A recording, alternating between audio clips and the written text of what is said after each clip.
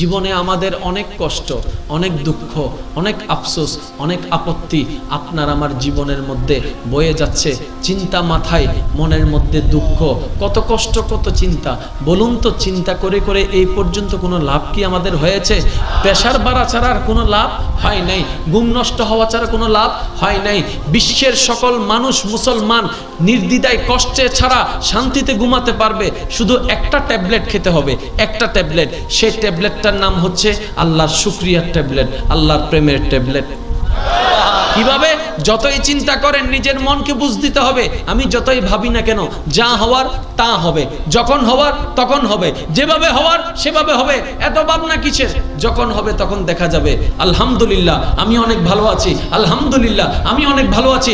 যতই আলহামদুলিল্লাহ বলতে যাবেন আপনার কষ্টের মাত্রা ততই কমতে থাকবে। সর্বকিছুর চিকিৎসা কোরআন এবং হাদিসের মধ্যে। আরেকটু জোরে বলেন, আছে না নাই? এই যে কতগুলা মানুষ আমরা জীবনে অনেকে কষ্টে সহ্য করতে না পেরে, অপমান সহ্য করতে না পেরে, দুঃখ সহ্য করতে না পেরে, ব্যথা সহ্য করতে না পেরে অনেকে সুইসাইড করছে, অনেকে ওষুধ খেয়ে মারা যাচ্ছে, অনেকে বিষ খেয়ে মারা যাচ্ছে। আমি বললাম ভাই, আমি বললাম বোন, আপনি কেন আত্মহত্যা করছেন?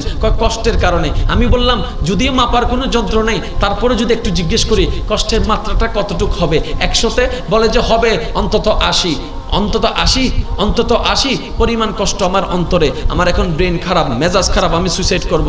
আমি বললাম যেখান থেকে সুইসাইড করে চলে যাচ্ছেন ওই জায়গা তো হাজার মাত্রার কষ্ট, হাজার মাত্রার কষ্ট, হাজার মাত্রার কষ্ট। 80 থেকে বাঁচার জন্য চিরস্থায়ী জাহান্নামে হাজার মাত্রার কষ্ট সহ্য করতে যাচ্ছেন। আপনি তো আসলে বোকা, আপনি তো বোকা। আপনি অল্প থেকে বাঁচার জন্য কঠিনে চাপ দিচ্ছেন। একই জিনিসটা যখন ইসলাম ধর্মে মুসলমানদের উপর আসা শুরু করলো, আমার নবী মাথায় হাত বুলিয়ে দিয়ে সবাইকে জানাই দিলেন, উম্মত কষ্ট যতই আসুক ধৈর্য ধরিও। আরেকটু জোরে বলেন না, বিপদ যতই আসুক আল্লাহর উপর ভরসা রাখিও। তোমাকে যে যতই অপমান করুক মনে রাখিও ইজ্জত দেনেওয়ালা আল্লাহ। যতই তোমার হক মানুষ নষ্ট করুক না কেন এতটুকু মনে রাখিও উত্তম বিচারক আল্লাহ। কোন রকম যদি সেই আল্লাহকে তোমার সাথী বানাই ফেলতে পারো, সবাই তোমার বিপক্ষে চলে যাক, লা তাহজান লা তাখাফ, ভয়ও পাইও না, চিন্তাও পাইও না। আল্লাহ যার সাথী সবকিছু তার সাথেই হয়ে যায়। মনে রাখবেন, মুমিন বান্দা সাময়িক সময়ে কষ্ট পায়, অনন্তকাল শান্তি পায়, অনন্তকাল শান্তি পায়। আর মুমিন ছাড়া যারা আছে সাময়িক এই জীবনের ক্ষণস্থায়ী জীবনে শান্তি পায়, অনন্তকাল কষ্ট পায়। আর এমন কি কোনো বোকা আছে যে সাময়িক লাভের জন্য চিরস্থায়ী লাভটাকে নষ্ট করে ফেলবে? এমন কি কোনো বোকা আছে? এমন কি কোনো বোকা আছে? হয়তো আমরা ভবিষ্যৎ জানি না, জাস্ট একটু বুঝার জন্য যদি বলি, কেউ যদি বলে যে তোমাকে আমি 10 বছর সুখ দিব, 100 বছর কষ্ট দিব, এই একটা অপশন তোমাকে নিতে হবে। আর একটা হচ্ছে আমি তোমাকে 10 বছর কষ্ট দিব, 100 বছর সুখ দিব। আমি এখন দ্বিতীয় অপশন, আপনি আমি কোনটা নিব? যেটাতে সুখ বেশি সেটাই নিব। ঠিক একই জিনিসটা আল্লাহ বলে যে 10 বছর দুনিয়াতে ধৈর্য ধরে কষ্ট কর, হাজার হাজার বছর জান্নাতের নিয়ামত তোর জন্য রেখে দিয়েছে। কোনো কষ্ট 5 বছর আগে 10 বছর আগে আপনার আমার জীবনে কষ্ট ছিল কি ছিল না? 5 বছর 10 বছর আগেও আপনার আমার মাথায় টেনশন ছিল কি ছিল না? কষ্ট ছিল কি ছিল না? দুঃখ ছিল কি ছিল না? এখন আমি যদি প্রশ্ন করি 5 বছর আগের এই দিনে আপনার কি কষ্টটা ছিল, আপনি বলতে পারবেন না। ভাই, সময়কে সময় দিন, আল্লাহর উপর ভরসা রেখে ধৈর্য ধারণ করে সময়ও আপনাকে উত্তম সময় এনে দিবে, উত্তম সময় এনে দিবে।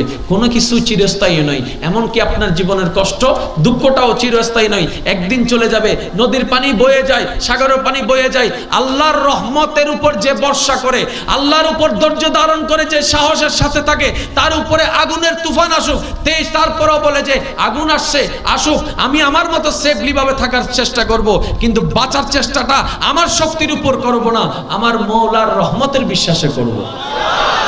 আগুন এসে তাকে ভয় দেখায়, বারবার ভয় দেখায়, কষ্ট এসে তাকে বারবার আঘাত করে, সে তো নড়ে না। সে বলে যে যাই করো না কেন আমি আল্লাহর বিশ্বাসে আছি, যাই করো না কেন আমি আল্লাহর রহমত নিয়ে আছি। একদিন যায়, এক সপ্তাহ যায়, এক মাস যায়, এক বছর যায়, যখন আল্লাহর রহমত দেখে সে বান্দা অটল, নড়ে না, আল্লাহ তখন তার বিপদ আপদ সব দূর করে তার মনের মধ্যে শান্তির ব্যবস্থা করে দেয়। বিশ্বাস আছে কি নাই? আর আরো জোরে বলেন আছে। আপত্তি করি আমরা, এটা পাই নাই সেটা পাই নাই। নিজেকে একবার প্রশ্ন করি, কয়বার বিসমিল্লাহ বলে খাবার শুরু করেছি, কয়বার খাওয়ার শেষে আলহামদুলিল্লাহ বলেছি। আল্লাহ যদি চাইতেন খাবার বন্ধ করে দিতে পারতেন।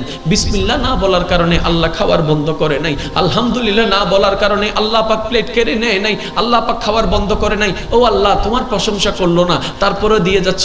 আল্লাহ পাক বলেছে, আমি তো রহমান, আমি তো রহিম, আমি তো রহমান, আমি তো রহিম।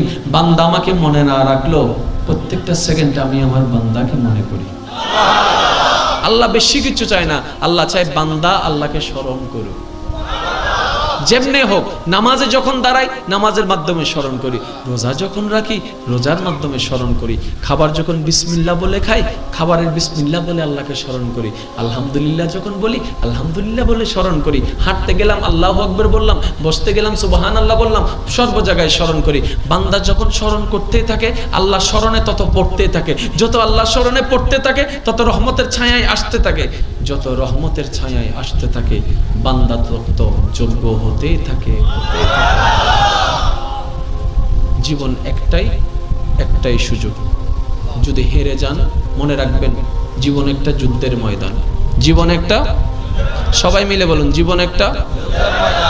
প্রত্যেকটি মানুষ হচ্ছে সেই যুদ্ধের ময়দানের এক একটা সৈনিক। আপনারা সবাই হচ্ছেন সেই যুদ্ধের ময়দানের এক একটা সৈনিক। এই যুদ্ধে টিকে থাকার জন্য যা দরকার, যতটুকু দরকার আল্লাহ পাক আপনাকে পাঠানোর সময় সেভাবে তৈরি করে পাঠিয়েছেন। আপনি কমতি মনে করছেন নিজের মনের দুর্বলতার কারণে, আল্লাহ কমতি দেয় নাই। যেই ছেলেটা বাংলাদেশে 10টা মিনিট রোদে দাঁড়াতে পারতো না, সে আজকে মিডল ইস্টে গিয়ে দেখেন 10তলা বিল্ডিং এর মধ্যে রোদের নিচে কাজ করছে। আমি জিজ্ঞেস করলাম, ভাই তুমি পারো কিভাবে? কই সয়ে গেছে। তার মানে সবার ক্ষমতা দিয়ে আগে থেকে পাঠিয়েছে। কথা বলেন ঠিক না বেঠিক? জীবন যুদ্ধের ময়দান, প্রত্যেকটা মানুষ হচ্ছে সেই যুদ্ধের সৈনিক। আর আপনারা সকলেই ভালো করে জানেন, একজন সাহসী সৈনিক কখনো পিছু হেঁটে আসে না, পালায় আসে না। মৃত্যু মানে, আত্মহত্যা মানি, সুইসাইড মানি আপনি পালায়ে গেলেন। সাহসী সৈনিকরা পালায় যায় না, যতক্ষণ দেহে জান থাকবে যুদ্ধ করে যাবে। সাহস কি? কই আল্লাহ পাকের রহমত। জীবনে হার মানা যাবে। এই জীবন যুদ্ধে টিকে থাকতে হবে, পরকালের সরঞ্জাম অর্জন করতে হবে। তর্ক নয়, বিতর্ক নয়, ঝগড়া নয়, মোহাব্বত দিয়ে বিশ্বকে জয় করতে হবে। আল্লাহ আমাদের সবাইকে তৌফিক দান করুক।